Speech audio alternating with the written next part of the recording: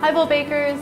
Everybody needs those master recipes for cakes that never fail you and that are sure to impress all of your guests, like my carrot cake recipe and my yellow cake. Well, today I am sharing with you my go-to chocolate cake recipe with chocolate fudge frosting. So let's get baking. The reason this chocolate cake is my go-to recipe is because it's really fast to make. You can mix it all by hand without a machine. It's rich, moist, and every time I make it, people love it. So we're gonna get started in a large bowl. Sift together your flour, sugar, cocoa powder, baking soda, and salt. And then gently mix them all together. The reason that we sieve this is because sometimes the cocoa powder can have lumps and also little bits in it, so you want to make sure you get those out. Once you've sieved them, just give them a little mix together because I like to make sure the raising agent and everything is all mixed up. Okay, we're going to set this guy aside, and then in a separate jug we're going to mix together all of our wet ingredients. Add in your buttermilk, flavorless oil, eggs, vanilla extract, and freshly brewed coffee.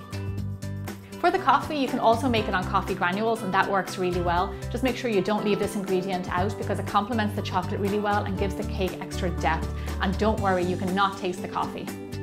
So to make the cake batter, we're going to add our wet ingredients into our dry and then take a whisk and gently mix them all together. You do not want to overmix this batter. Just mix until you get rid of all the lumps and then stop.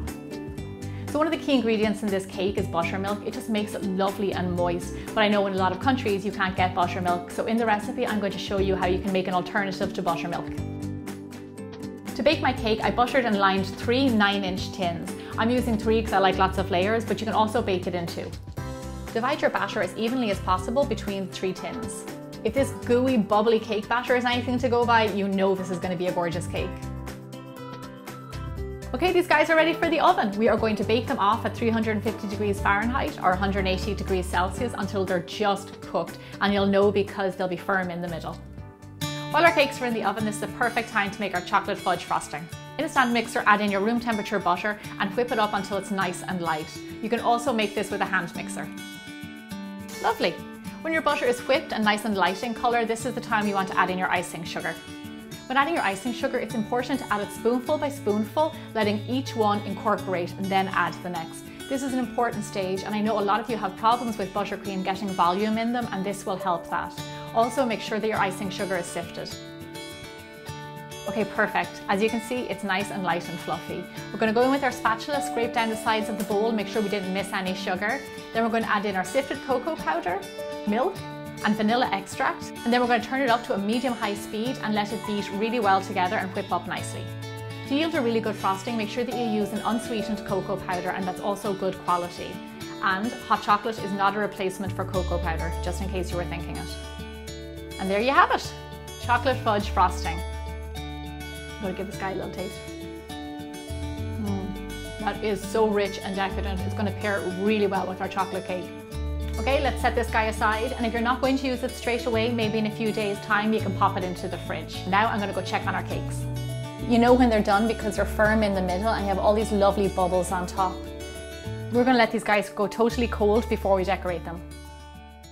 To start frosting your cake, we're going to take one layer and turn it upside down so we have a nice smooth surface to frost on. Then just spoon on your frosting.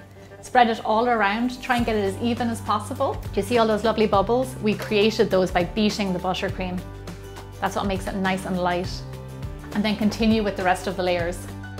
I find when it comes to frosting cakes, the faster you do it, the better result you'll have. So try not to spend too much time, don't overthink it, and just go for it. Now, I happen to have this lovely little turntable that helps me a lot when I'm cake decorating, but if you don't have one, don't worry about it, they're not totally necessary.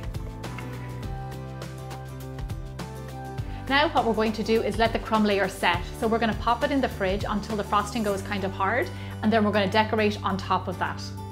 In addition to the chocolate frosting, I'm also going to decorate my cake with sprinkles.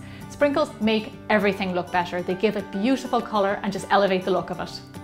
I'm going to use these beautifully coloured sprinkles, and can you believe I actually made these? It is really easy, and I show you how in a bonus video over on my website. I know you're going to love them, so I advise you to go check it out. It's been around 20 minutes or so, and as you can see, our crumb layer is nice and set, so we're going to go ahead and frost our final layer on top of this. When frosting a cake, I think it's a good idea to start at the top and work your way down the sides. Just put a big dob of frosting and go around as far as you can. Beautiful. Try and get it as smooth as you can all the way around. So I'm going to keep the sides smooth, but on the top I want to do something a little bit different. And I love easy tricks about how to decorate cakes. So this one is take a spoon, dip it in some hot water, dry it off, and then put it on the edge of the cake and swirl it all the way around until you get it right in the middle. Lovely, wow. How easy is that to give a beautiful finish to your cake? And for the finishing touch for your cake, add on your homemade sprinkles. This color is so amazing. And remember, for your sprinkles, you can make all different shapes and sizes. I made some small circles and some big ones. To serve, cut yourself a big slice of cake. Look at how crumbly and moist it is. This is why it is my go-to chocolate cake recipe. As you can see from this cake, there's a good reason it's my go-to recipe. It's rich and decadent, and I know you guys are gonna love it. And don't forget as well, you can make your own homemade sprinkles. I really hope you enjoyed my chocolate cake recipe, and thank you so much for subscribing to my channel. I'll see you back here every Thursday for more bigger, bolder baking.